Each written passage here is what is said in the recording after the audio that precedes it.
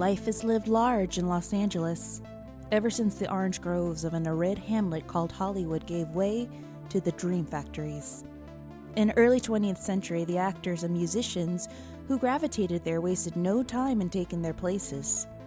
One of those actors was Charlie Chaplin, building his first studio in the heart of the residential section of Hollywood at Brea Avenue and naming it the Charlie Chaplin Studios.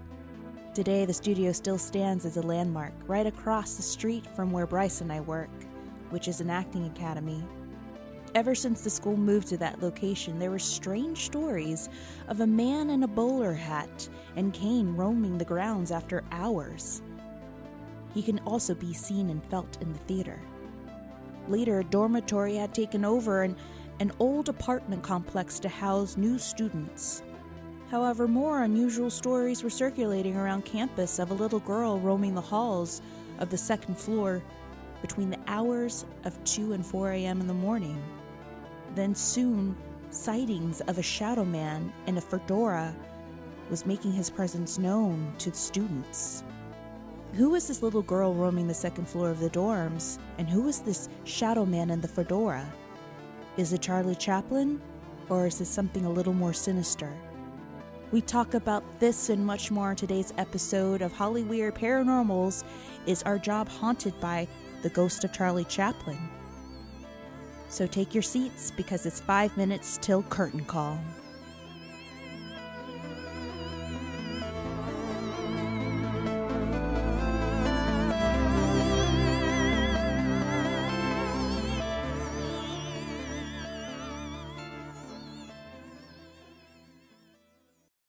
All right, guys, welcome back. So it is episode 5. Is Our Job Haunted by the Ghost of Charlie Chaplin?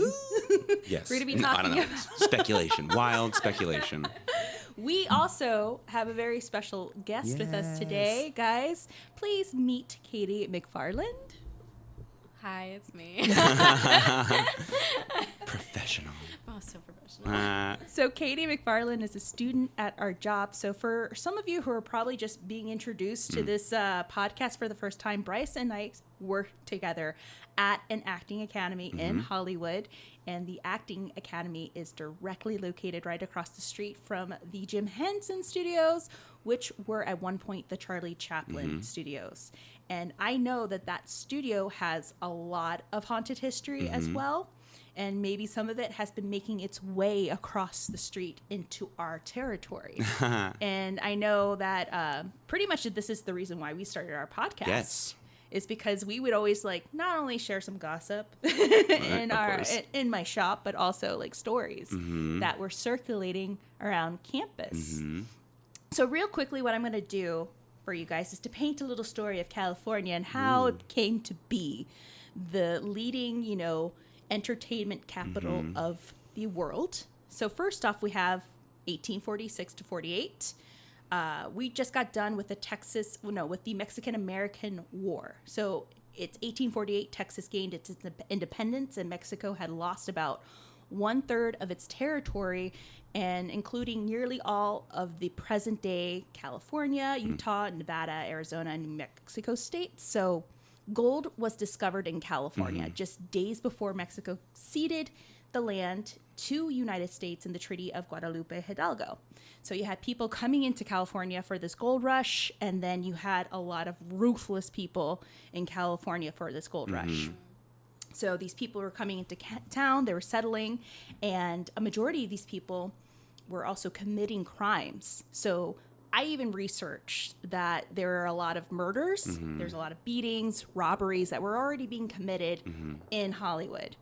And then you had a lot of other people coming in. You had Dutch, Spanish, Chinese, and Italians, and even English people were coming in. And one of those people were Charlie Chaplin. So Charlie Chaplin makes his way into Hollywood from the UK to work his ass off until he finally has enough money to build his studios, which opened up its doors in 1917 off of La Brea Avenue in DeLong Pre. And by this time, the population has almost tripled in Hollywood because of the film industry that was growing there. There is wealth in the films and in the orange groves that surround this area.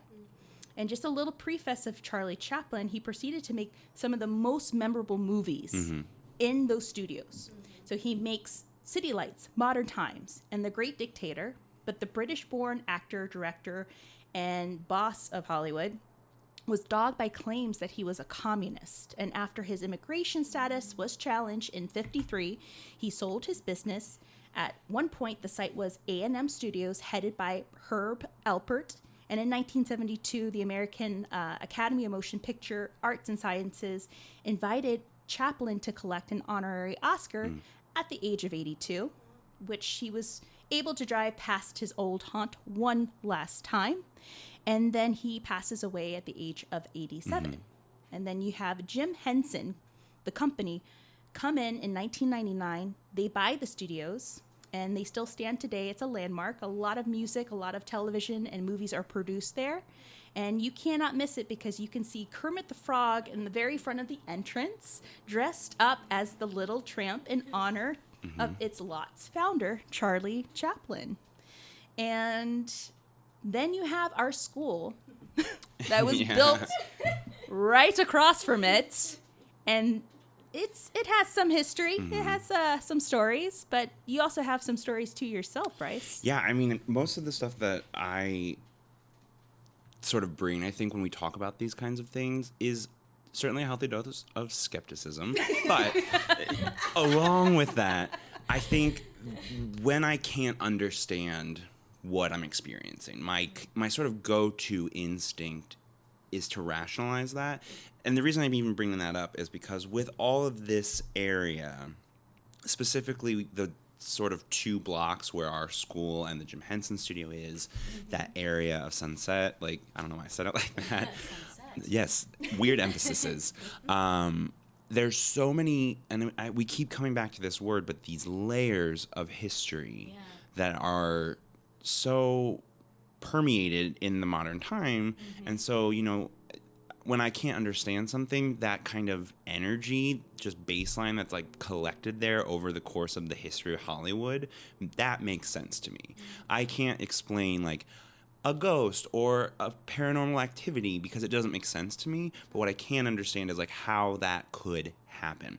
For example, with this area, we were just talking, if you listen to our earlier episode, the George Reeves Superman show was shot in the studios that at the time. Oh my God, yeah. Yeah, so they used to be the Charlie Chaplin Studios, and then when he sold them through the line of ownership succession, essentially, one of the production companies that at a time owned those sound stages was the same company that did the Superman series. So again, it's just like, and you know, if you listen to that episode, there was so much turmoil around that show, around George Reeves' personal life.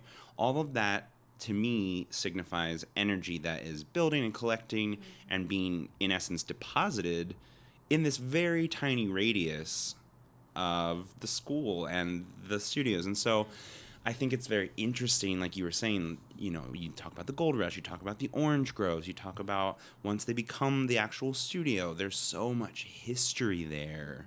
Oh, yeah. To like mine You got it right there. When you say radius, for those that are not familiar with the Hollywood area, especially where we're at and the studios is located, we're within radius and walking distance of the Knickerbocker, of the Roosevelt, of the Hollywood Legion Hall. I mean, these are hotbeds of paranormal energy. It has a ton of history, but it also has a ton of haunted history. And then you have these other hotels and apartments that we even talked about in our last episode. The Gershwin. Yes. You also have the Hollywood Tower. And then you also have the Ravenswood Apartments. I mean, these are all within a vicinity, a walking distance from where we're located. It's just all within its radius. Yeah. And so one of the things, I don't know how much, or if you want to talk about this yet, but his mother. We could talk. Let's just start with the mother issues, because that was the thing. So, I mean, I just said this before we started. Everyone knows who Charlie Chaplin is, but when you start reading about his life, I mean, he is the first rags to riches story. He is the first, like, pillar of the industry. He essentially created what it means to be a movie star. Like, it's mind-blowing. His like rise to fame from nothing, his fall, and then his re-rise at the end of his life is insane to me. And I don't think we have anyone like that anymore. I think a strong argument... Justin Bieber. Oh, get out. This podcast is canceled. I was going to say, I think a strong case could maybe be made for Clint Eastwood because he composes and he directs and he produces and he acts. But even when you start looking at the volume of work, I mean, Charlie Chaplin, at one point when he was working for his very first studio contract, he was making a film every week. I mean, they were short films, they're short silence, but then when they started to move into like the motion picture, sound picture era, he was making a film every 4 weeks, feature length. I can't fathom that. It's insane. So when you start thinking about like the body of work and the influence that he's had, I mean, he is the first international superstar, like bar none. It's mind-blowing to me. And like, you kind of can't underplay his contributions because like he is the one that set the bar, and everything after that, for good and for bad, are kind of because like he paved that path, which is crazy to me. He did. He is a true rags to riches story because he grew up pretty much poor because of his family. His father was an alcoholic. His mother was a vaudeville performer. She loses her voice. She ends up having to dance, and then also to make ends meet, like she becomes a dressmaker. And it still wasn't, bringing in enough money into their household. So it, was left up to Charlie Chaplin to perform and pretty much perform out in the streets for money to help support his family. And it was his mom that actually taught him how to, the art of pantomime and vaudeville, like how to get into vaudeville, how to perform, how to, perform in front of people.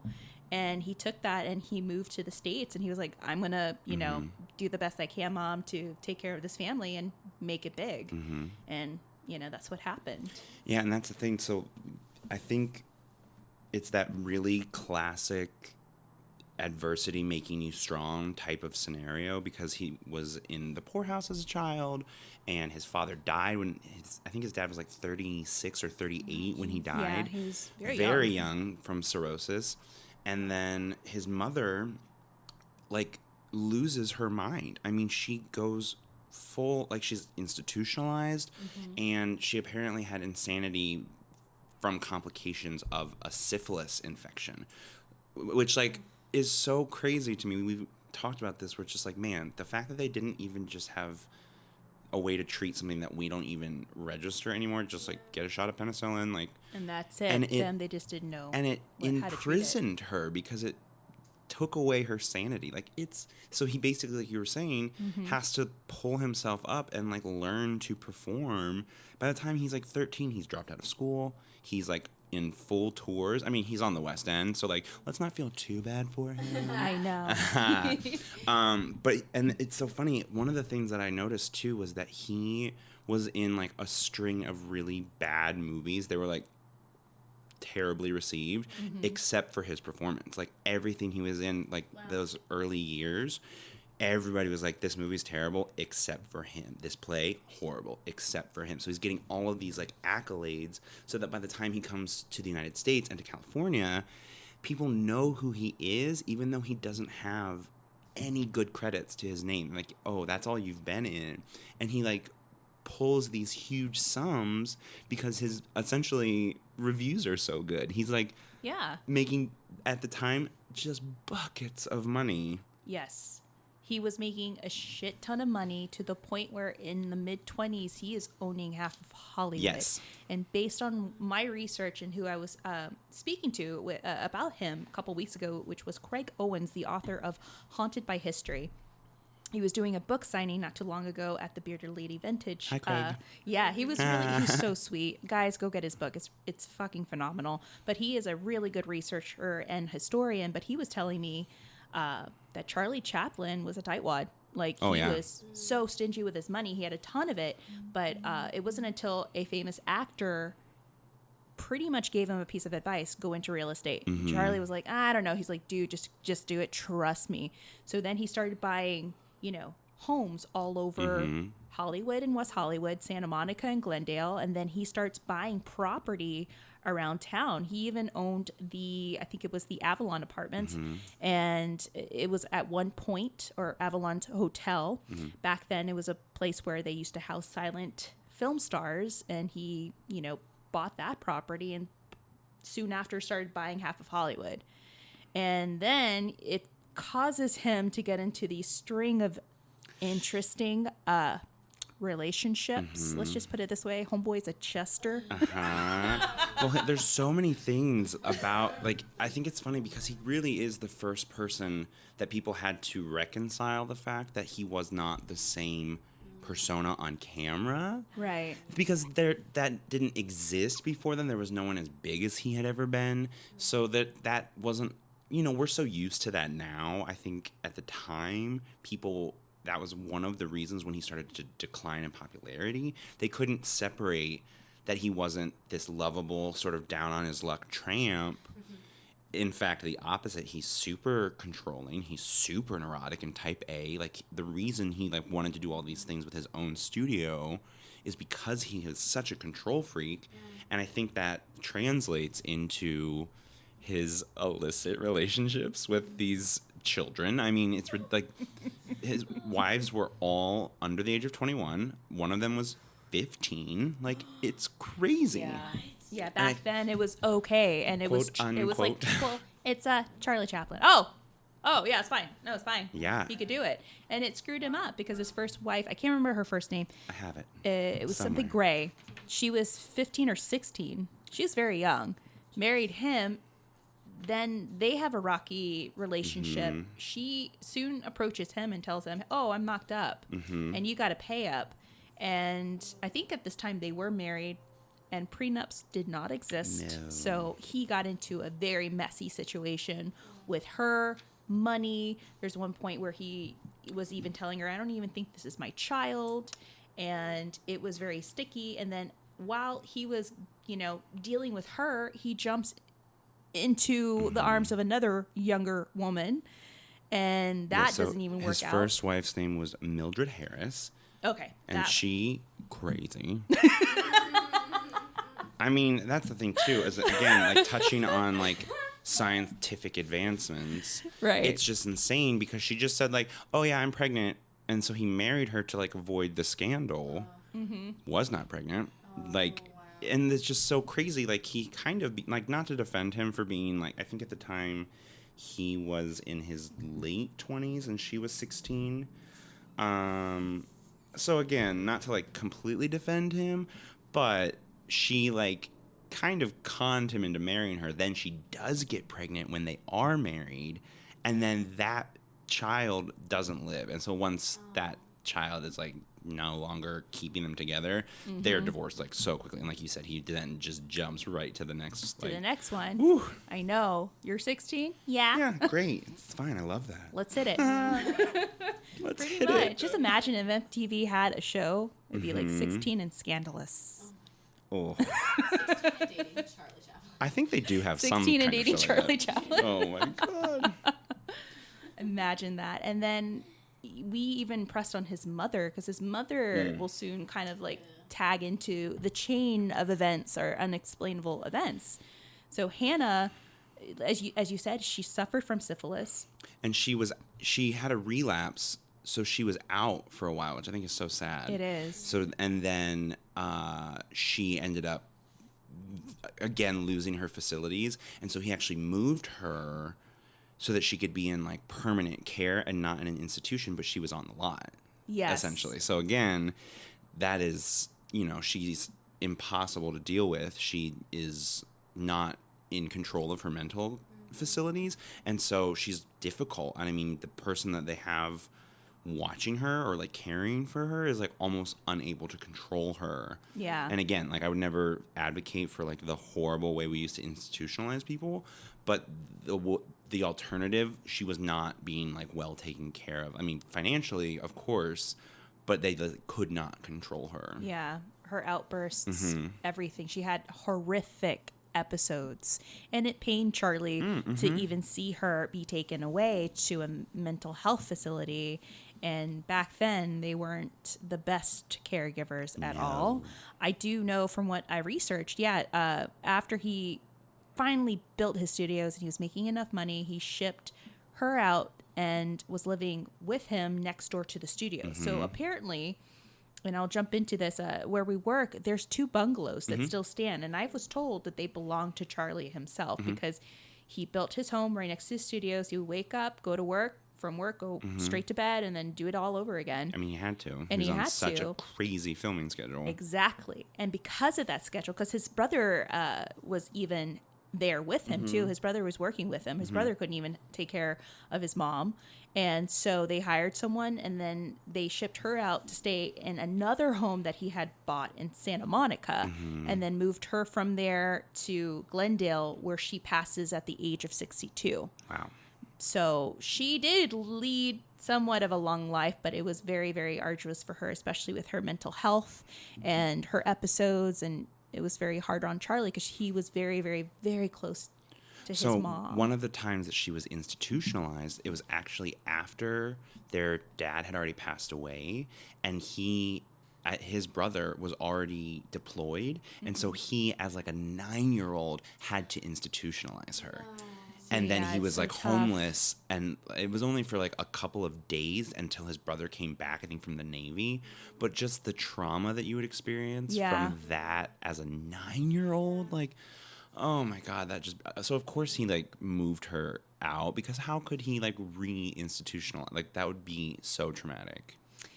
Do you ever wonder if this is the reason why he was so attracted to younger women, is because he wanted to attain some part of his youth that was missing? Interesting. You know? That's what I was thinking when you said like he was 13 and like he was like had to immediately go into show business and stuff. Like, he had to grow up so fast. He's obviously wanting to like have that part of his life back. Yeah. And maybe he's just, he never got to have like a first love or have a crush or go on a first date. So he's looking for the girls who he would have looked to at that time. That's so heartbreaking. And you can see that. That's such a good point, Katie. You can see that like mirrored in so many of his films. There are a lot of them so autobiographical or semi-autobiographical. And so like The Kid was one of his first and like still most famous movies, and it's about the tramp character taking care of a young child who's also homeless. It's like this father-child type relationship, and it still stands the test of time. I mean, it's amazing what he was doing at the time. Nobody else was doing like comedy the way he was doing that. It like had serious notes. It was a lot slower paced, and like dealing with things like childhood poverty, which are not funny, but bringing up these like social issues in a way that was reaching literally the entire world. And I think you're right, where it's just like that clearly is coming from the soil of his past, of just like the seeds were planted, and then he's using that for his like creative output, I think. How do you deal with it except for with art, Yeah, that's a really good point. It's as cheesy as it sounds, but is life imitating art, imitating life, imitating art, and, Yeah. he was a really good example of that.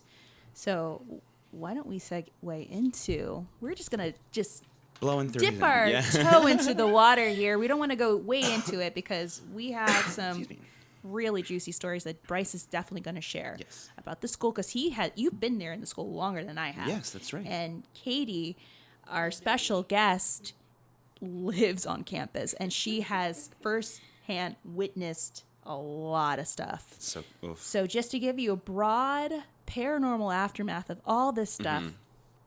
So we have the Jim Henson studio next door, which was originally the Charlie Chaplin Studios. And I'm just going to use this story to pretty much give you a good idea of how haunted this place is. And this is a story that I found on prairieghost.com. This was on the message board when they were talking about the Chaplin Studios. So this individual said that she had worked as an event planner. And this is her story. I worked for an event planning company that managed an event at the Henson Studios in 2008. We started setting up in the daytime, and while alone in the Longhouse, which we were told used to be the children's schoolhouse when it was the Chaplin Studios, I heard knocking on the glass windows throughout the day. When I went to the door, there was no one in the driveway or outside. Other staff reported seeing a woman in the dressing room area of the soundstage. The description of her appearance and dress indicated it may have been the ghost of Karen Carpenter, whose office was upstairs over the stage when the lot was A&M Records. Several people saw her in the dressing rooms, but no one saw her enter or exit the rooms. I talked to the security and some of the staff there, and they all confirmed that they'd all seen and heard those and other things while they'd work on the lot. And this was from, a firsthand account. Oh, my God. There's also been stories of a man in a top hat and a handlebar mustache on the roof and around the area. Even security there, I know for a fact that they're there because I went to an event there a couple of years ago. They're there 24/7 because of just the type of neighborhood it is at night. It's not the best neighborhood, Nope. but they've said they've seen strange lights. They've seen what looks like a shadow person walking on the grounds, and they think someone is roaming on the ground. So they would go out and pretty much navigate throughout the whole entire studio to see if anyone was there. Someone broke in, no one's there. Oh, my God. Yes. There's, visions of a woman in one of the sound stages. She's in period garb. It just goes on and on. So already there's this active hotbed of paranormal activity going on in that studio.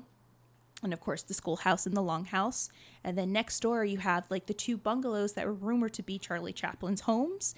And now they're turned into the green room of our school, which is connected to the theater and the library, which I haven't heard a lot of stories about. But before the dormitories were not necessarily built, but they were flipped from an old apartment building, there were other stories circulating too, Brice, because you started out as a student there, and Right. and you heard a lot of things that were happening. Right. And I have even been approached about some stories too that happened in my costume shop, especially from my assistant, and I felt some odd things as well. Yeah. So the year before I was a student, they did One Flew Over the Cuckoo's Nest as like a main stage show. And the building that we're currently in is going under a lot of renovation right now. So there used to be storage in a lot of rooms that are now classrooms. And then they've like been repurposed essentially because we're a growing school. Look at us go. And so in one of the costume annexes, they were storing all of the straitjackets for the production of One Flew Over the Cuckoo's Nest. And I don't remember exactly. I think they were rentals, but I wouldn't swear to that. But they, that's a bulky item. So they were putting them like out of the main area and into like the separate little like annex room. And I think we had the annex once you started, right? It wasn't. Yeah, we had the annex, and it was moved to what is now the props department. But so I know exactly what you're talking door about. like was always locked. There's no way that like anyone would have been able to get in. It wasn't even in like a main thoroughway of the school, so it's not like someone would just be passing by and like, oh, look at these straitjackets. Like, it's locked. They were in there, and allegedly, what happened is that after dress rehearsal, they lock all the costumes up, and they come back the next day, and I keep wanting to say trench coats, and that is not the right word. The straitjackets have been shredded, like as if something with like a knife or they were ribboned. I mean, they were ruined completely, and they had to like rent more the day of, which is just a nightmare anyway.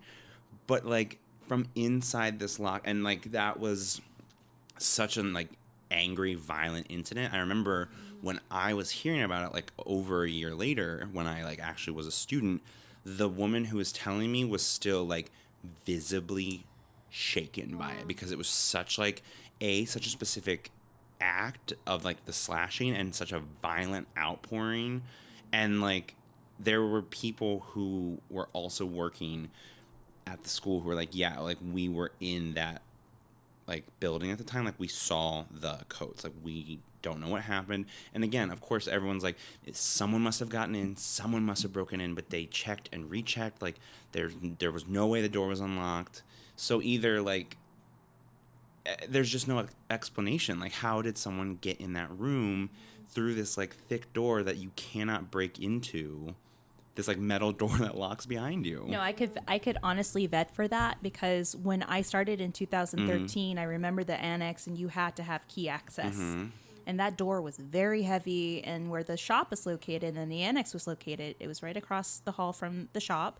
And it was a busy hallway when students would transition from one studio to the next, but no one would have known like that's the area of where all the costumes were being stored, or costumes were, being stored for a specific show. I mean, it didn't even have a label. It was just this door. Just a white door and a white wall. And it looked like nothing. To second vet for it too. When I started as a costume coordinator and the costume director. I remember her mentioning the story, but she would never completely tell me the full story, because she would always get freaked out.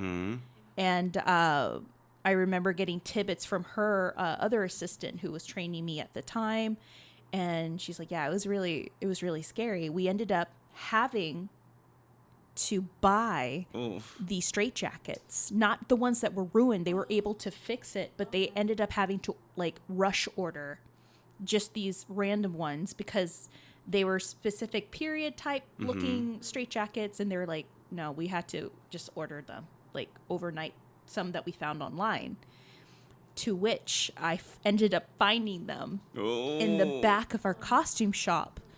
Because my other story is, I never felt anything off or odd in the shop, but I always felt a very weird energy in the opposite corner of the shop, where the kitchen is adjacent with the washer and dryer unit. And a lot of my students or my assistants never liked to be there by themselves. They always felt like they were being watched. And they just didn't like being back there. And I remember I had one coordinator that would open up the shop at 8:15, 8:30 in the morning, because she would always leave early to go to her other job. And I would always come in like around 9:30. So she would always make coffee in the morning in the kitchen. And she told me one morning she was making coffee. She thought I was coming in early because she saw someone walking back and forth. No. And mind you, no one is in the bottom level of that school at this time. There's people at admissions upstairs, but there's no one downstairs. She's the first person, because props doesn't show up until 9:15. So it's 8:30, 8:35. She's like calling out my name. No one's answering. And then finally she's like, I'm not gonna like conclude it as what I think it is. So she just like rushes to her computer and starts doing work, starts answering emails. I come in at 9:15 and she's like, I have to tell you this. I thought you were here this morning at 8:30 with me. And I said, no, I'm just coming in. She's like, I swear to God, I saw someone walking back and forth. Oh no. In the dorm frame. Like, I thought it was you. I thought you were like getting stuff in your car, because there's times where I would go shopping and I would bring like fabrics or, just stuff for the shop.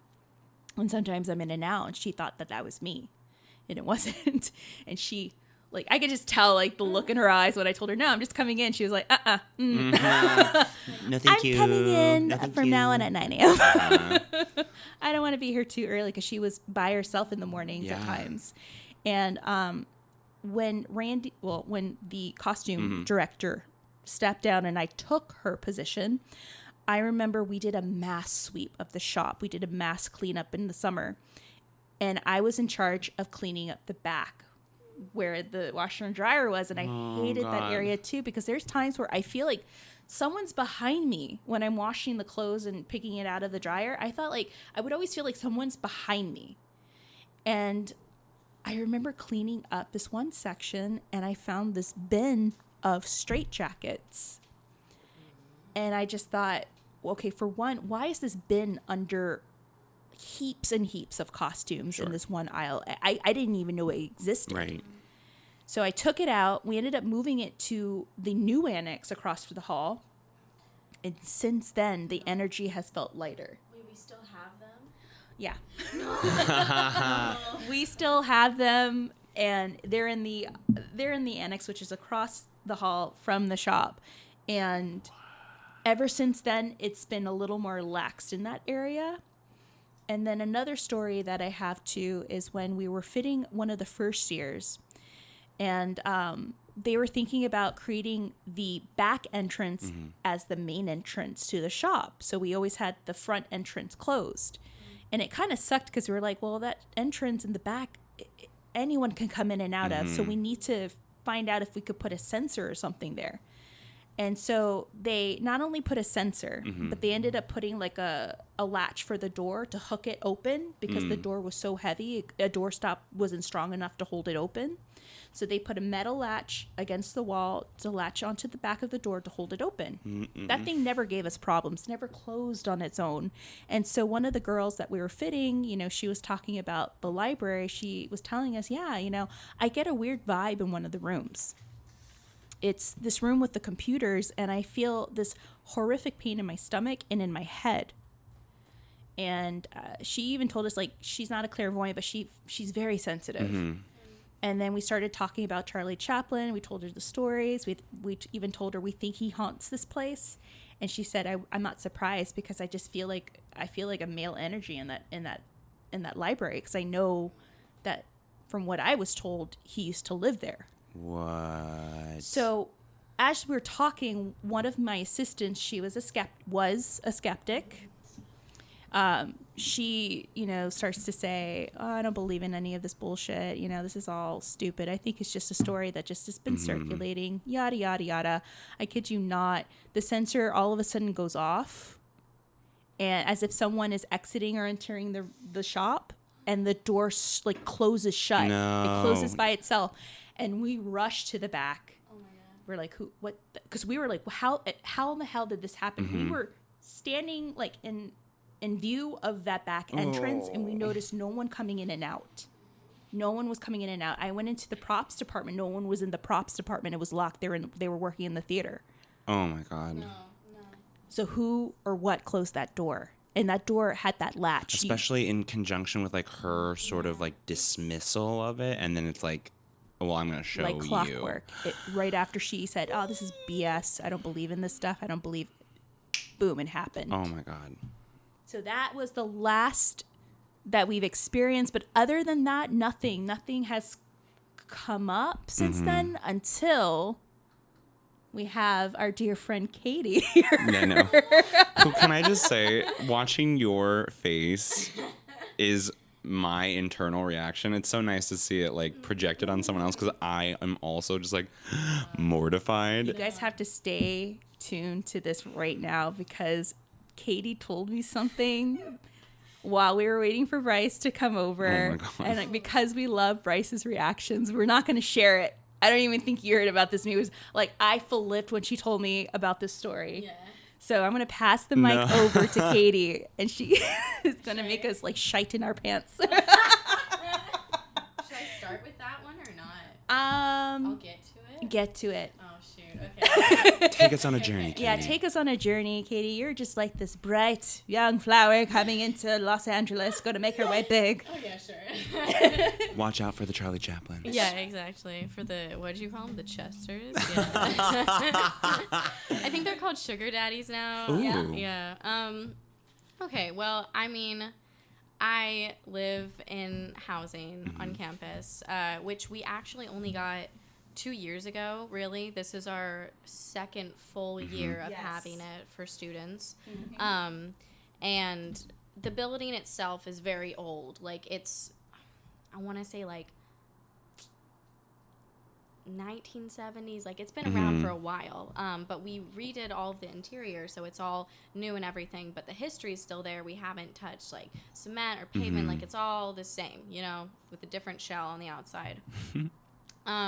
I've lived in it for 2 years now, and my first year, there were these rooms that are kind of like, they're like on two corners of each other. It's like 101 and 102, and then like I lived in 110, but I was very good friends with the residents in those rooms, and I hung out with the girls because there was a girl room and a guy room, and I hung out with the girls a lot, and they were like in my school sections, and one day they said, oh, like, there's a little girl who lives here. And I was like, well, do one of you have a daughter or something? Like, I was like, wait, what do you mean? And they're like, oh, no, there's this little girl spirit. Which, I mean, just let's start off with horror movie scenarios. Number one, yes. Death is imminent. Yes. They tell you, and you're like, okay, so if you want me to die, you tell me this stuff. If not, I'll just die of natural causes that will look questionable. But now you know I've been murdered. So, so like, they're just like, oh, there's this little girl presence. And I was like, great, I'm going to go now. Yeah. And they're like, no, she's harmless. And I was like, prove it. Like, I don't believe you. But apparently, one of the roommates in there, she's, like, clairvoyant and can talk to the other side and has, like, not good communications with them, but, like, has those skills where she can understand it. And it kind of, you know, comes to her in, like, shapes and feelings, and she can interpret from that. And then one of the other girls in the apartment, she was Australian, she was told that she has a lot of spirits that surround her. Like, she just has one of those personalities that things latch onto, and she yeah, I know, creepy. No. But she can like sense things lightly, but she's never been really bothered by it. She's just like, oh yeah, I know, like, there's a lot of things that surround me. I've been told that before. And I'm like, how are you not freaking out? Yeah, that's insane. It's crazy. Just so calm. Yeah. I just want to have one of those personalities where dogs are just attached to you, like puppies. Yeah. Can I choose what's attached puppy to me? haunting. Chocolate cake. Yeah. Like, Ooh. I just always find chocolate cake in my hand. Like, Oh, you know, no. that would be great. That'd be great. Haunted. Oh my gosh. Yeah. Oh, it's fine. It's whatever. You know, it's like a keychain. What the hell? No. Like, so she's like prone to all these things, like being attached to her, and her roommate tells her, like, do you feel anything new? And my friend, her name's Kat, she says, yeah, I do. Like, I feel this really young energy, and I feel it following me across campus, but it stops, like, as soon as I leave housing, but it picks back up again when I'm in housing. And, like, they told me, like, the shortcuts of all of these things that have happened to them, and I was like, how could you not tell anyone before this?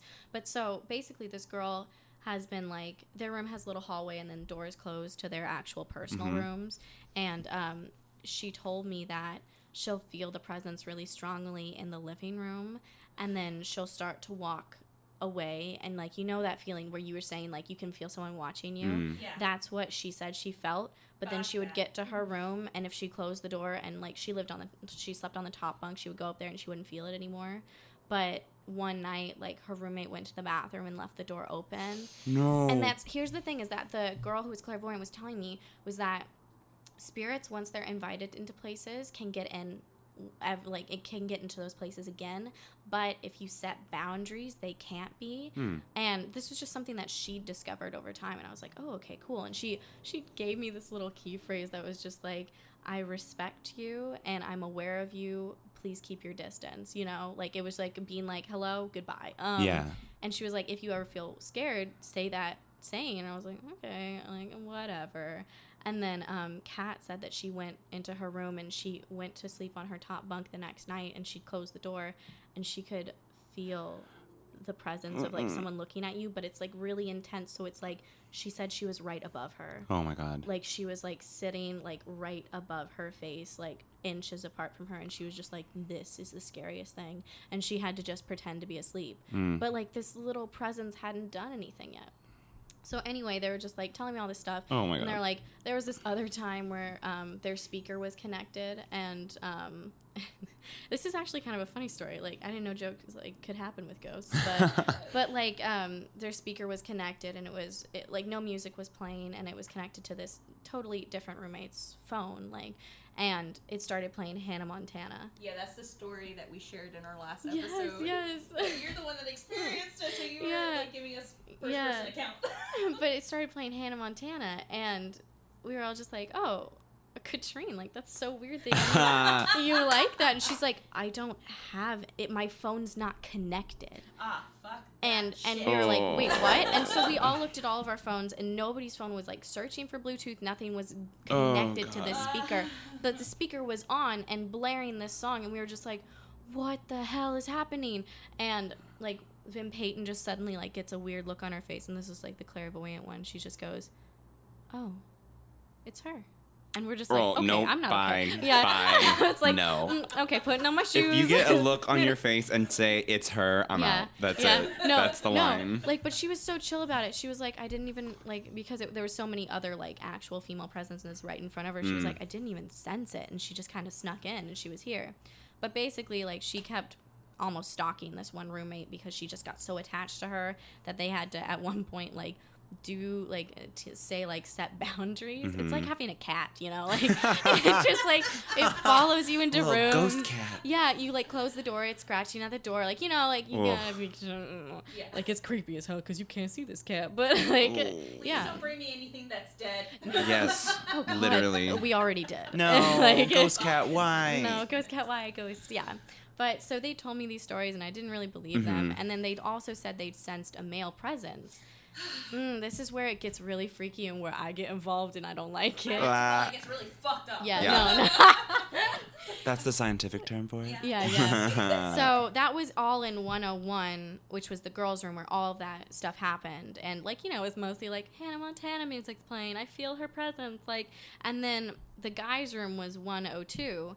And one of my best friends was this guy, Andrew, who used to live in that room. And so we would go over and like marathon movies together.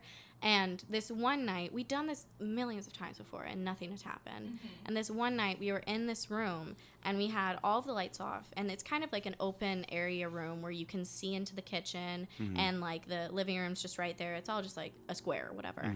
And so the kitchen is completely dark. And the only light that's in this apartment is coming from this little lamp on like next to the couches and then the light of the TV. And like as the movie's ending, it like goes to black and me and Andrew are idiots, and so we were just like laughing, like making jokes, and like I remember I was like spinning around in a circle and I turned toward the kitchen to like stop, and oh my God, it scared me so bad.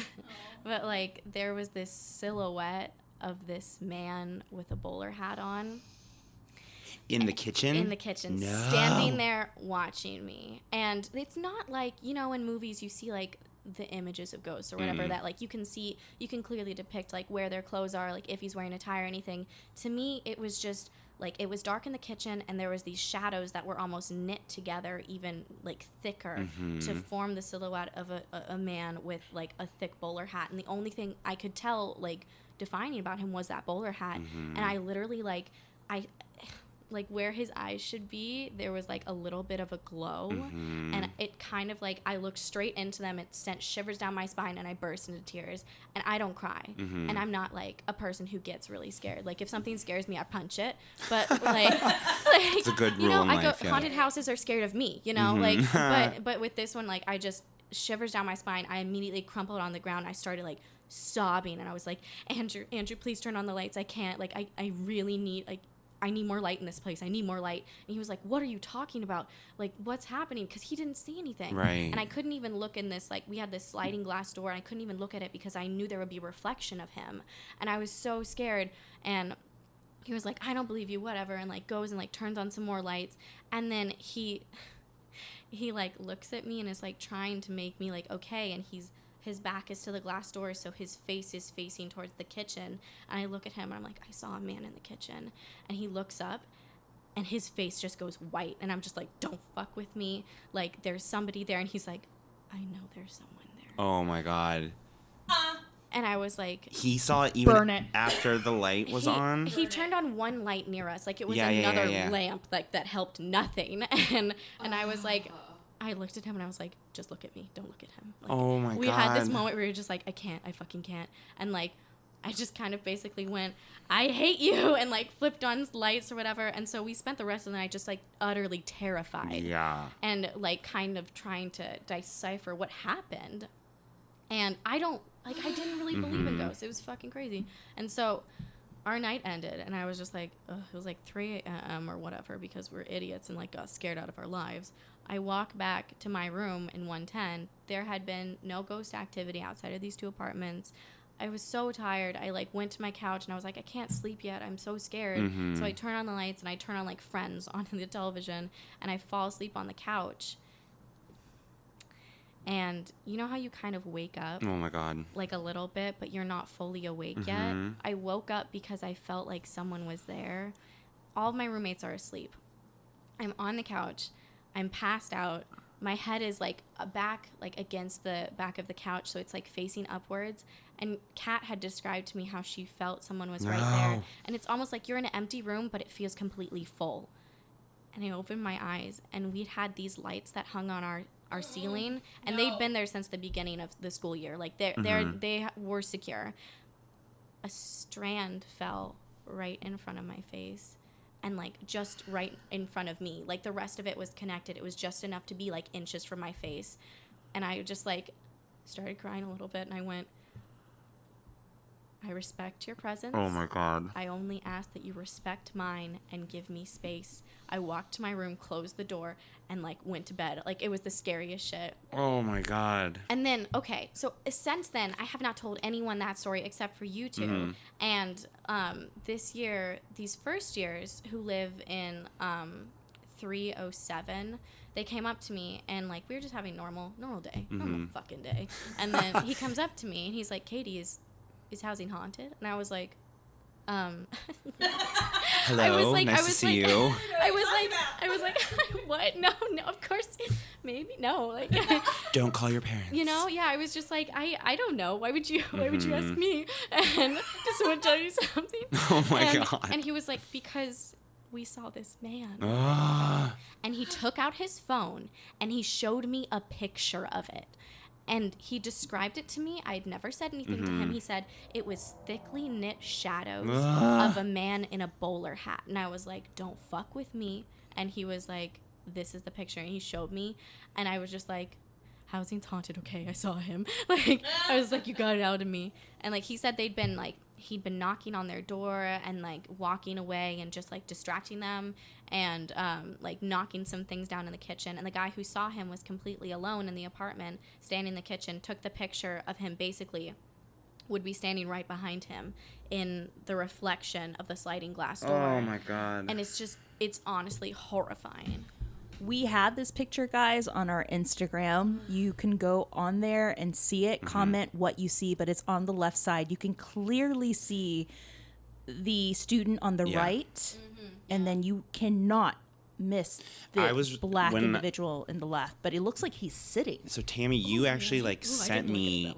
I think you were working the front desk the day, and you're like, go find Katie and look at this picture on her phone. And I was like, ugh, okay, I'm sure it's nothing. Again, I really do approach everything so skeptically, just because I don't know how else to be, honestly. And so, I don't know. Just this is what you get. You deal with things. Yeah. And so I came. I was like, hey, I heard you had a photo, and then you showed it to me, and I gave you the phone back, and I was like, oh shit! It terrified me. I mean, it's so much clearer. Yeah. And like you were saying, Tammy, obvious. I was expecting to have to look and be like, if you squint, it's Bigfoot. I get it. Like no, again, go look at this picture. It's insane how. I mean, it's so obvious. It scared me so bad because I hadn't I'd kind of forgotten about it and I hadn't described it to anyone. And then he just shows me this picture. And I'm like, that's exactly what I saw. And it scared me so bad. And then we thought that the ghost thing had been over, me and Andrew, and he moved upstairs into the third floor apartments. And did I tell you this story? I think I told Tammy the story, but we were sitting on his couch and my phone was about to die and it was sitting next to me or whatever. And we were talking and I was like, that was so weird. That one time we saw that ghost or whatever, basically we'd forgotten about it. And we're like, oh, that's so weird. Yeah. And he was he said that he had seen other things, but I don't think he really did besides that one time. And then we're sitting there talking and I'm like, do you think it followed you up here? Do you think it followed us to the third floor? And he was like, no, I don't think it did, because we're also skeptics and trying to rationalize everything. And my phone suddenly turns on and starts playing Ghost by Halsey. Stop. Which Spotify wasn't open. It was not left on play or anything. And I was like, what the fuck? And it started blasting the part of it that's singing about there's a ghost or whatever. And I pick it up and I look at it. Me and Andrew look at each other and the phone immediately powers off and loses battery. No. If you can't trust Halsey, who can you trust? Who can you trust? Oh my God. Yeah. Definitely not Hannah Montana. No, Oh my God. I love these ghosts and their music taste. Yeah. They really have good taste. It's really specific. Like, Oh my god. oh my God, wait, what if the Hannah Montana was like best of both worlds? You get me? Puns. These ghosts, they're so clever. Yeah. That's mortifying. That was probably like, I know the man in the hat scared me, but like that specifically scared me more because it took power of my possessions. And I was like, ooh, I don't like that you can do this. That's freaking freaky. That's what they're known to do. Yeah. So, And it shows too that it's not just room specific, but that at the very least it's building specific. Yeah. that building has a lot of energy, and you even mentioned it too. What Peyton was saying about it. Yeah, because I was talking with Tammy like in the costume shop when we were initially like, I'm like, oh, did you see a ghost? Like, oh, I might have seen a ghost. You know, testing out the waters. Of Where we can course. be like, okay, really though. And like we'd messaged her, and then finally I saw her after that, and I was just like, I'm sorry, like I peppered you with all those questions, but like, what can you tell me about this school? And she was like, oh, well, you know, to be honest, Hollywood in itself is a huge like. It's the wind. It's okay. It's like, I know, I looked at it and I was like, it's like a huge hot spot for paranormal activity because ghosts and abnormal activities are attracted to strong emotions. And Hollywood, of course, like, let's just start there. That's It is the huge. hotbed of emotion, yeah. But we go to an acting school and we have to go into these scenes about depression, about anger, about family struggles, about all of these deep-seated emotions, and we bring that back with us to our rooms because it's 5 steps away from campus. And she was like, this specifically is like just a beacon. Like, we attract so much activity to our campus just based off of the activities we do on a normal basis. Yeah. Like, it's just like a radar, like, please come haunt us, like, in itself. Wow. I mean, and that makes sense because you're, you know, where are you rehearsing? You're not rehearsing in class. You're rehearsing in your room. Yeah. Late at night. Alone. Alone. Breaking down your emotions. And like you were saying, there's so many, you know, the things you want to watch on television are compelling stories about the human condition, the human struggle. Of course, ghosts are drawn to that or whatever. And energies, spirits, whatever you want to call them. Yeah. Of course, there's a pressure cooker of a housing building just full of hormones and emotions and interpersonal dramas, and you know, we're all so much in an bullshit. industry that gives you a lot of anxiety. There's all these things just stewing, And it just makes it the perfect conditions for anything to like get into your psyche and get into your life. oh my god. Real quickly, I'm sure a lot of people want to know and have questions about shadow people, or the Hat Man is perhaps the most ubiquitous on the subject of shadow figures. You know, he's a tall male shadow entity wearing a wide brim hat who has been witnessed by many all over the world. And it's not just in one place. Yeah, all over the world.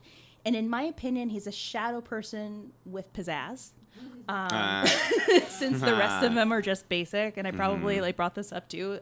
I wonder if there's like a convention of shadow people, and like out of all of them, they're like, oh well, there's Richard. He's got to stand out in his freaking hat, you know. He's got his flare on again. We get it, Richard. Yeah.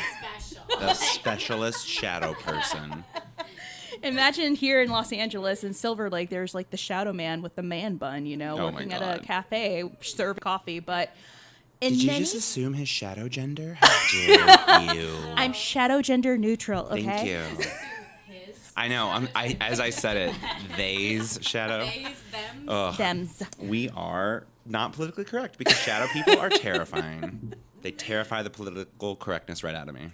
In many cases, the Hat Man seems to be hanging around places that have harbored negative energy. So he's attracted to negative energy such as households, hospitals, asylums, prisons, and even schools where domestic sexual abuse has taken place, murders has taken place, fighting, depression has taken place, and it's attractive. Tick off all the things. Yes, pretty much everything that's happened in and around the city is why he is there.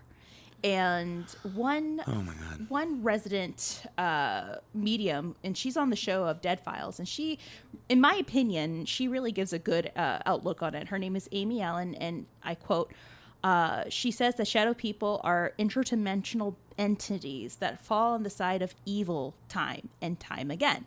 They're just attracted to anything that's negative. So I feel like when you first saw him, he he wanted to get that rise out of you. It's like he's like, no, I want you to be scared of me. I'm gonna really take control of this. So weird that you say that, because I was talking to Peyton and she was telling me, like, this is when I was like, oh, there are ghosts here, and she was like, yeah, there's a lot of them, duh. But she was telling me that he was a negative energy, and I was like, I felt so scared. I did not feel like, because, you know, Wyvern hat, we immediately thought Charlie Chaplin. We immediately thought, oh, Charlie Chaplin, a nice guy, because we know his persona. We don't know, like, all of this other backstory about him. And she was like, it's definitely not. It wouldn't be that happy persona of him. It would have been the side that stayed, whatever that is, or the side of somebody who's darker. And a lot of the times they say that darker spirits disguise themselves as something familiar and nice so that they can be let into your life and they can get what they want, which they want fear. Or at least this specific one has evoked fear so far. Wow. And so he knows, apparently, or is able to sense that, like, we'll see a hat and be like, oh, someone familiar, and then immediately just it gets darker from there. Yeah. Now, we believe, or in the beginning, we believed it was Charlie Chaplin because there were other stories too, and one that was told to us by a director that works very closely in the theater of our school, and she pretty much almost lives there. Her office is in one of the bungalows, and she's had stories of, like, this entity, you know, playing tricks on her, hiding her keys. There was this one instance, well, two stories. She was entering the theater and she noticed the shadowy figure on, you know, one of the side stages, and she freaked out. And she noticed that this figure was male and had a bowler. The second instance, she was in a dress rehearsal in the audience, and she notices that, one, there's this actor doing a monologue, and he's the only one on stage. The rest of his cast, they're in the green room getting ready for curtain. So the only person backstage was the stage manager. It was a girl. And out of the blue, she notices this man in the back of the stage right, with a hat. And she's pissed. She's pissed. She thinks it's an actor. Like, what the fuck is he doing back there? There should be no one else on stage besides this actor delivering his monologue. So after the show, she talks to the stage manager. She's asking her, who in the fuck was standing back there, like, while this guy was giving his monologue? Like, what actor was standing there? And she tells her no one was backstage. Everyone was getting changed. Everyone was getting changed. They had ample time to get changed, so no one should have been back there. They had to, you know, be on standby in 15 minutes. Like, no one should have been back there. Oh, my God. So she claims it is Charlie Chaplin, but this entity that everyone else is dealing with could be someone else that you even mentioned that you got receipts on from someone that works there. And when you told me this story earlier, I flipped out. Brice has no idea. Oh, I'm geared up. I'm ready. Oh, my God. Okay. So we'd had this talk, and then Halloween had come up, and like I help with events on campus and like student involvement, and so I was doing research for a Charlie Chaplin themed scavenger hunt, and I was like, where's some spooky spots on campus? And so like I'd pinpointed the library and the theater and stuff, and like all of those stories, and there's this one guy who works on campus, and he's been there for forever. Like, there's some like funny stories where people are like, you want to know why you never see him leave campus? And they're like, why? And they're like, he's a ghost. And I'm like, okay, ha ha ha ha. I've seen real stuff. Like, yeah. But I asked him, and I was like, hey, like, are there any spots on campus that I could use in this scavenger hunt that you've had like paranormal activity? And he was like, oh, no, I don't know anything about that. And I was like, no, come on. Like, I'm sure you've worked here long enough. You know about these stories. And he was like, okay, so you know this campus used to be a orange orchard at one point. And I was like, yeah, Brice told me about that. And then he was just like, okay, well, you know, the one remaining orange tree on our property, we can't cut it down. And I was like, why? And he was like, because there's a dead body buried under it. Oh, my God. Burn it down. Burn the school down. Oh, my... What? Yeah. Build a plaque. Burn it down. Move. Yeah. He said that a guy died, like, he said he was murdered or something. Like, he basically, this guy died, and then they planted him under the tree, and they haven't cut it down, or they don't do anything to it because there's a dead body under it. Oh, my God. Brice, we were talking about this because you were even mentioning there has to have been some crazy shit that happened in those orchards because back then, like I mentioned, there are all these people coming into town from all walks of life, and Lord knows how they got rid of evidence. You know, I mean, it's smart to bury it under a tree because the roots, as they grow, would destroy and absorb the forensic evidence. You know what I mean? Oh, that's so smart. God. So now we have the Shadow Man. Oh my God. Could he possibly be linked to... The next time you see him, he has a basket of oranges. He's like, I heard. You want some oranges? I know. Play some Halsey. We could talk. I don't buy oranges anymore. Oh my God. Oh my God. No, but here's the other thing is that it seemed that because after this male energy I saw of the man the very first time, I told Peyton, and she was like, oh, that's like, I've sensed him before and he's a very evil energy. And she said that the little girl was scared of him. Like the little girl ghost was afraid of him and runs from him. And this little girl had actually, like, when they were telling me more about her, she had been through like some horrible abuse when she was alive. Like that's why she died, was that like basically somebody like raped her and killed her. Oh my God. And I was like, is it him? Is he the person who killed her and is now trying to get after her? Like it's just it's like you even mentioned to me, and you know, if you don't want to like go into it, but I mean, negative energy, when something negative happens, something is attracted to it, or when someone carries it with them, it just attracts anything around it. But you're telling me there's a unit of girls in the dormitory that have been feeling him in certain ways. That the reason why they feel him in those ways and even see him is because they've gone through some sort of traumatic experience. They've gone through abuse in their life. Oh my God. Yeah, there's this one like group of girls who all live in the same room. Like, yay, let's just make it a hotbed for all this stuff. Mm-hmm. And they were on my floor, and they came to me and they were just like, I'm so scared in my apartment. I was like, why? Is it one of your roommates? Like, let's talk about this. And they were like, no. I just feel things. And I was like, fuck, what do you feel? And they were just like, we feel this energy and the door never shuts behind us. It's always a little bit open. And the guy has come up and like repaired it a bunch of times. And so it works, but it never shuts. And like he'll leave and then it won't work again. And so I was like, okay. And like I'd known a little bit of their backstories and known they've been through like a lot of stuff in their own personal lives, things similar to like what that little girl ghost had gone through, and just all fucked up kind of things that horrible people would do. And I was like, I didn't want to tell them that there was a ghost, and so I was like, it's Charlie. Oh my God. Charlie's there. And I was just like, but you don't invite them in because they're still a ghost or whatever. And they're like, oh, okay. And like they said they'd been hearing like swishing in their hallways, and like they'd all be in bed and they'd hear like, you know, like how you can hear like two people like walking down the hallway, like they'd hear that within their room. And like they'd hear, because you know you close the doors to your room when you sleep, so they hadn't invited him at least into the bedrooms, but in the main common area he'd somehow gotten in. And like they could hear him swishing at night.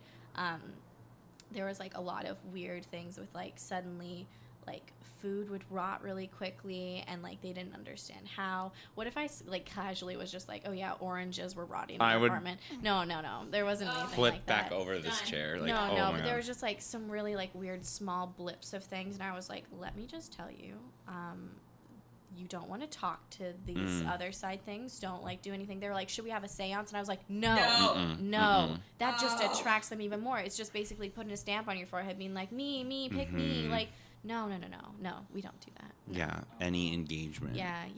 It feels like it would attract them more. Yeah. There's also another story about a group of guys this time that were sensing something too, and they even seen it like firsthand. It had to do with pillows on a couch and a picture falling. Oh, yeah. That one was the creepier one. That's the one I've recently heard that happened, I think a month ago. Yeah. Oh, shoot. I can't actually remember the exact date. But it was some people on the first floor, or no, it was on my floor. It was on my floor. That's why it freaked me out so much. No, I blocked this out. God damn it. Because I was like kind of like hearing things on the first floor, hearing things on the third floor. And I was like, it's not on the second floor. We're fine. They're We're leapfrogging. Fuck. But basically, it's this all room of guys, super chill, really nice guys. And I was doing like going around to rooms and like talking to people, and they opened their door and they're like, oh my God, thank God you're here. And I was like, what's up? And they're just like, so you've seen the ghost, right? And I was like, yeah, I've seen the ghost. Have you seen the picture? And they're like, yeah, we saw the picture of him. And they're like, we think he's in our room. Oh my and God. I was like, what makes you think he's in your room?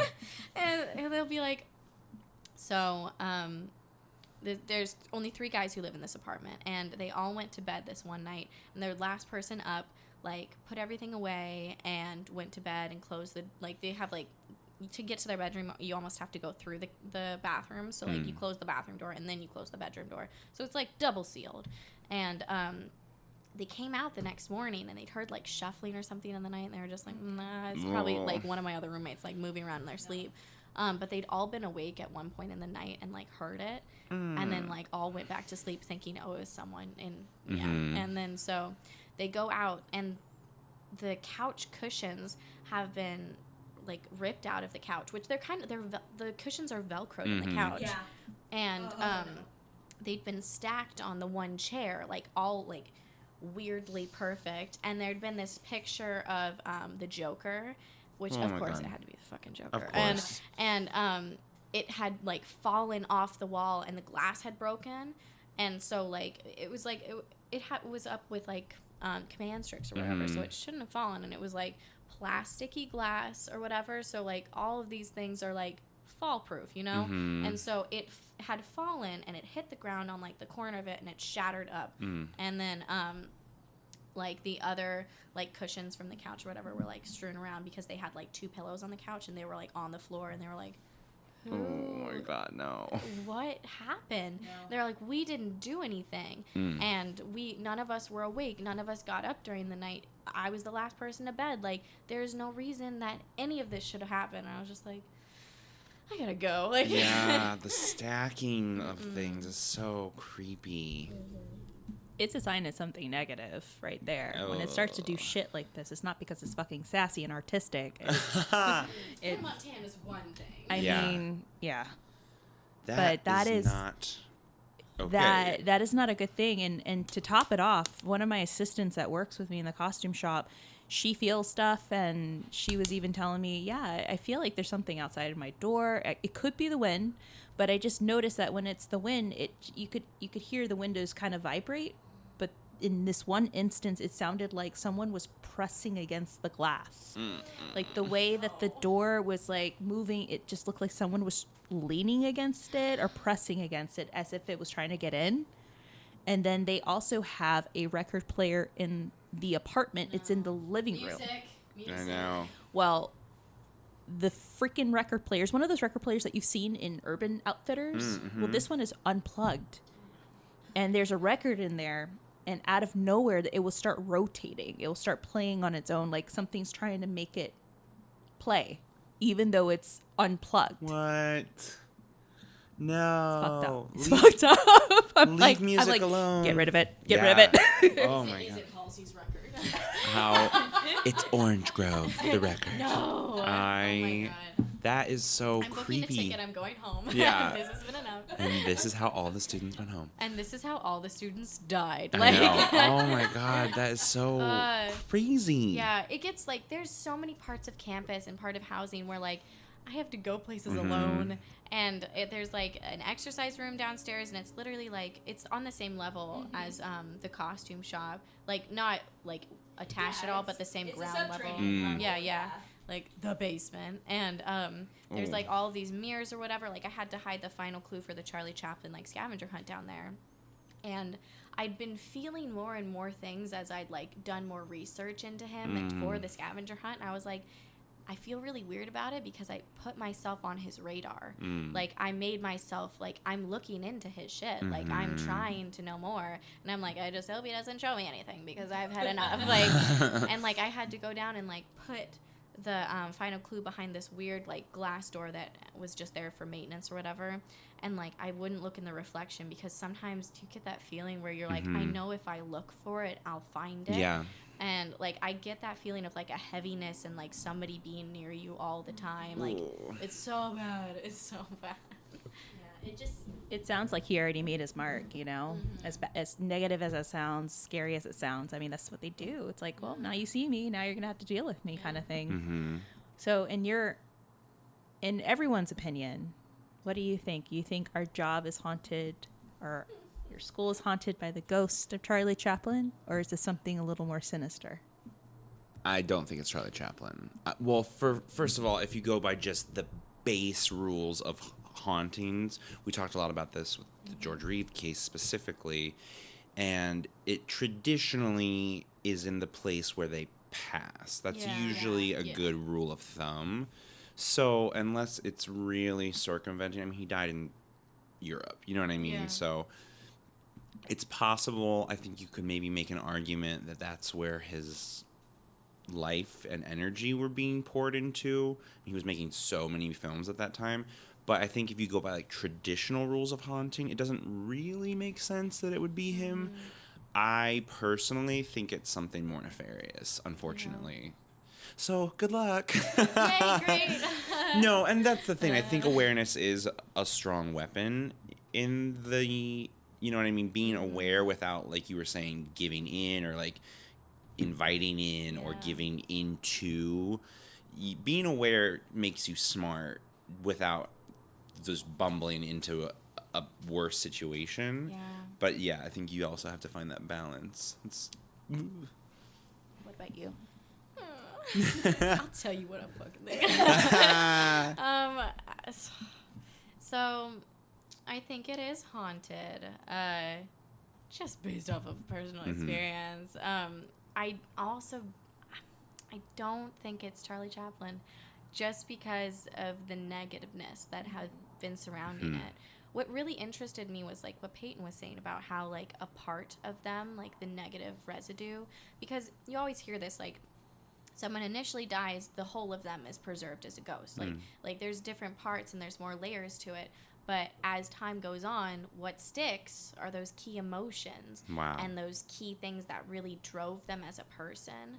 And so we were talking about his life and like how horrible a lot of the beginning of it was and how like messy it got towards the end, and what feelings he must have had specifically on campus, like going there, seeing his mom like deteriorate in front of his eyes, and then going and working those crazy hours. Like it makes sense that a dark part of him or of something would latch on to that, and that would be the key part that stayed throughout everything. And again, I think that ties back into that there were sort of two sides of him as an adult anyway. When he was, so one of his wives, there was a very messy lawsuit involved, and the main crux of the lawsuit that then J. Edgar Hoover latched onto when he started like swept Charlie Chaplin up in like the McCarthyism chaos of the 50s was that she accused him of having like really dark sexual fetishes and being very like controlling and manipulative, and she was awarded a paternity test again, like, or like he had to pay for a child that might not have been his, honestly. Again, the science was so bad back then in that regards. But also because of it's so damning to his character, she was awarded this huge payment at the time. I think it was like $600,000, but again, in like 1953 or whenever, she was like set for life essentially. And that was the main crux of it, is that it was like not that she could even prove that he had done anything, but that his reputation and his character were so besmirched by like these darker parts of his personality essentially. And again, I think it speaks to, it was more normalized, but there's something wrong when a 50-year-old is courting and pursuing 16-year-olds. There's something there. You know, he stayed with his fourth wife until the day that he died, and she set up his foundation. And so, you know, you can argue like, well, that love was probably the purest of the four, but there's still something there that is not very copacetic. Yeah, I agree. I agree on that one. Maybe it is Charlie. Maybe it's just this darker residue of him that was left behind. Or maybe it's both Charlie and this victim that is supposedly buried underneath this orange grove or this orange tree. Maybe he's more attracted to, and he's so bitter about how he died. And he's so bitter that he's now attracted to the negativity that's probably coming out of that building. And is attracted to that energy. Maybe Charlie is the only one that just resides primarily in those bungalows and by the theater. Yeah. It could be too. And he is probably most likely that negative energy is attracted to that, attracted to the little girl, attracted to all these students that are harboring and carrying into campus, their mental health issues, their personal issues, and he's like feeding off of that. Wow. They gain energy out of fear and negative thoughts and energy as well. So that's another conclusion as well. Yeah. Ugh. So I know for sure, is our job haunted? Yes. Is the Academy or our job haunted by the ghost of Charlie Chaplin? Could be, but is it also haunted by this negative energy that it's attracted to our students that are coming in with all sorts of situations and energy? Most likely, for sure. And it's all to do with, that building, the earth, the history, everything. And I think, it just goes back to there's never, when we talk about these kinds of things, there's never a black and white 100%, like you were saying, Katie. It's the full ghost of Charlie Chaplin fully realized with his little cane. That's not realistic. What makes more sense to me, and like you were saying, Tammy, it's such a good point. Yeah, it's probably an amalgamation of a couple different things, and then it's manifesting in these like very specific ways. Yeah. That's a really good point. Well, I know. So we're not coming in tomorrow. We're going to be taking the majority of our sick days. I know. I would literally just be like, I'd walk out of this room and just be like, he's with me. No. Let's call him Chester. I think that's really funny. Chester molester. No. No. Lock up your girls. Yes. They're between the ages of 15 and 18. Well, before we close this episode, I want to say thank you to Katie for being one of our first and special guests. I know that this time's a little emotional, but we really do appreciate it. When you're telling us about the story about the shadow guy, you were just getting a little shaky. It takes a lot. it was scary. Yeah. But this is, if I had to talk about really scary situations with two other people, I would choose you guys a million times. Yeah. We did it. I'm just so glad that you thought of me in the first place. You're like, guess who we should talk really fucked up with? Katie McCarthy. Who's a dark soul that we know? Oh, Katie, great. Yeah. That's what I wanted. Perfect. Yes. Before we come to a close, I want to do our spiritual bays of the week. So there's a couple of them I really want to do a big shout out to. First off, Crystal Smith Conley, who is bae with the blog. She mentioned us on her blog, which is paranormalcrystal.blogspot.com. Hey, girl. She is a fellow para nerd, and we appreciate the recognition and support. Thank you so much, Crystal. I also want to give a shout out to Girls vs. Ghosts. They are a paranormal blog radio show on girlsvsghosts.com. They recently did an amazing interview with Elizabeth Saint from Ghost of Shepherdstown. She's also a badass engineer and ghost investigator, and Charla and Beth are the two hosts that shine a light into dark places and bring the past to life. They're also creating a second show called Paranormal Preservation, which will be a monthly or bi-weekly segment featuring endangered haunted locations / buildings, and it's really cool. Their episode with Elizabeth Saint was amazing because it was first, female empowerment. Thank you, women. Thank you so much, because at times I feel like, even in the paranormal industry, it could be very male dominated. And Elizabeth Saint said something really amazing too. As a closer, she had a little antidote for people going into this industry, especially younger women, is to never feel boxed in, never feel like you should single yourself out as one thing. You should go out and venture into different avenues.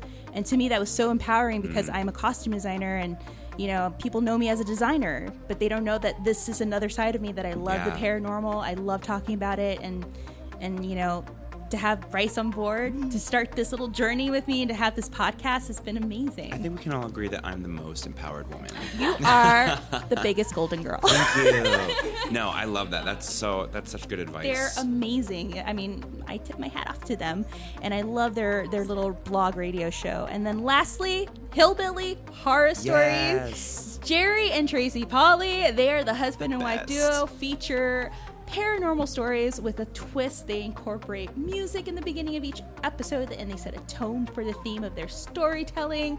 I've always been a fan. Jerry's a hoot. He's amazing. He's so sweet, and I don't know how Tracy does it. I don't know how Tracy puts up with him. He's crazy, but Tracy is a goddess, and I've made that very known. They're also having some pretty amazing guests for their next coming episodes. They recently had done a huge interview with Chad Lindbergh, who just got done with his show, Chad Lindbergh's Badass Celebrity Ghost Hunt with Chip Coffey, that aired yesterday on Haunted Space. And he will soon be having Amy Bruni this weekend from Destination America's Kindred Spirits. She's bae with the red hair. And then she'll soon have the OG ghost hunter from Sci-Fi's Ghost Hunters, Grant Wilson. So you better keep tabs on them, because they're going to be having all these amazing people on their show, and they're an amazing podcast, and they're an amazing duo. And they've been so nice and helpful to us. They Thank you so much. have been. I've been talking them. to Jerry, and they're so sweet. This whole community is so fucking awesome. If I haven't mentioned you last week or this week, Your time is coming. Your time is coming. Trust me. I see you guys on Twitter. I sees you.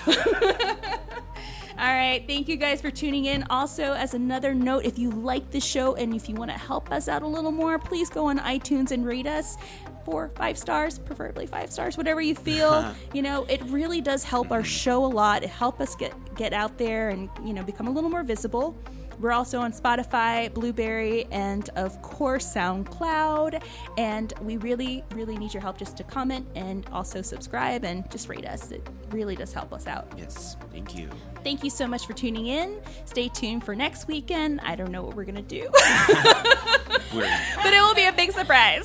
Yes, we are living on the edge. We are. We're risk takers. Halsey. Yeah. Oh my God. Bye, guys. Bye. Bye.